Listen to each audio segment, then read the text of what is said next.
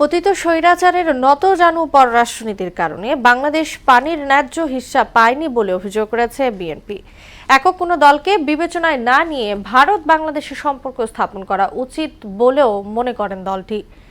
সমতা ও ন্যায্যতার ভিত্তিতে দক্ষিণ এশিয়ার অর্থনীতি পরিচালিত হবে বলে প্রত্যাশা করছেন দলটির সিনিয়র নেতারা।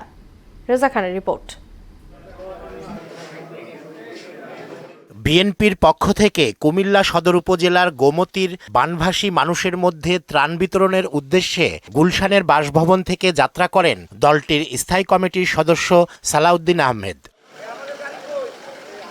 এর আগে গণমাধ্যমের সঙ্গে মতবিনিময় করেন তিনি। এ সময় পতিত ফ্যাসিবাদী সরকারের নতজানু পররাষ্ট্রনীতির কারণে পানির ন্যায্য হিস্সা আদায় করা সম্ভব হয়নি বলে অভিযোগ করেন বিএনপির এই নেতা। ফ্যাসিবাদী আওয়ামী সরকারের সময় কোনো রকম দর কষাকষির সুযোগ না রেখে দুই একটা চুক্তি করেছে এবং নদীর পানির ন্যায্য হিস্সা পাওয়ার ব্যাপারে তাদের অবস্থান পরিষ্কার ছিল না এবং তারা যেহেতু ম্যান্ডেটবিহীন সরকার ছিল এবং বাংলাদেশের জনগণের পক্ষে আন্তর্জাতিকভাবে কোনো দেশের সাথে দাবি আদায়ে তাদের কোনো শক্ত অবস্থান শিরদাঁড়া শক্ত ছিল না।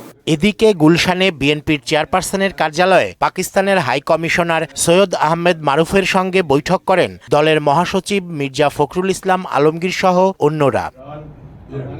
পরে এ নিয়ে ব্রিফিংয়ে বিএনপির স্থায়ী কমিটির সদস্য আমির খসরু মাহমুদ চৌধুরী বলেন, কাউকে বিশেষ সুবিধা না দিয়ে লেভেল প্লেইং ফিল্ড তৈরি করে পাকিস্তান সহ দক্ষিণ এশিয়ার আঞ্চলিক অগ্রগতি চায় বিএনপি। অর্থনৈতিক প্রক্রিয়া যেটা বিগত দিনে অনুপস্থিত ছিল, আমরা মনে করি সেটা আমরা সবার জন্য সমান অধিকার রেখে লেভেল প্লেইং ফিল্ড রেখে এই বাইল্যাটারালি দ্বিপাক্ষিক এবং আঞ্চলিক সহযোগিতা আমরা সামনের দিকে এগিয়ে নিয়ে যাব।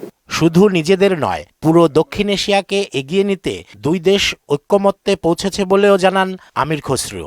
একে অপরের সাথে যে সম্পর্ক সেটা আমরা এগিয়ে নিয়ে যাওয়ার জন্য আলোচনা হয়েছে। রেজা খান, মোহনা সংবাদ, ঢাকা।